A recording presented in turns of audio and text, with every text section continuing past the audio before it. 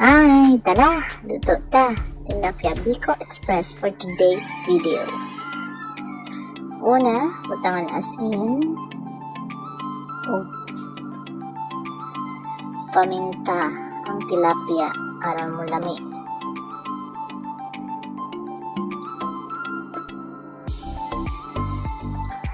Pagkati mapainitan ng kaha, butangan og mantika.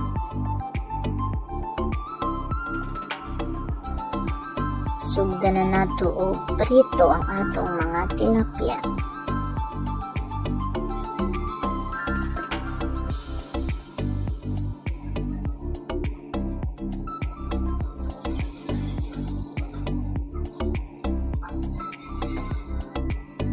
Iwat-wat ta until nga mag-golden brown and crispy ang atong mga tilapia.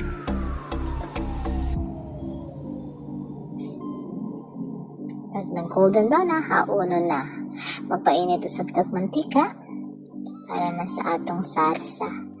Ibutang ang ahos.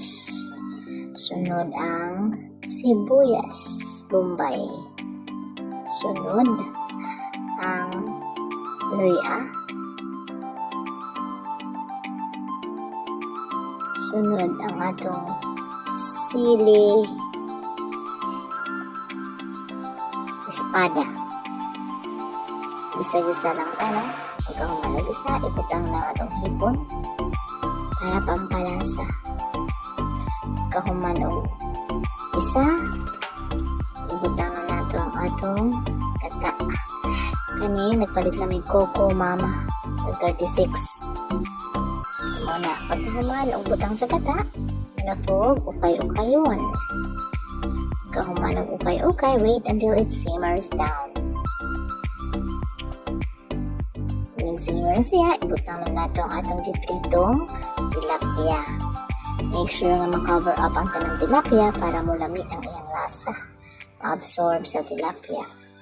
Pagkahuman, takpan. Let it simmer for a while. Pagkahuman, ibutang atong sibuyas dahon. Ukayon na sad. Then, huwaton, takpan, huwaton na sad yung maluto. Pagkahuman, serve na nato ang atong Bicol Express Tilapia. Thank you!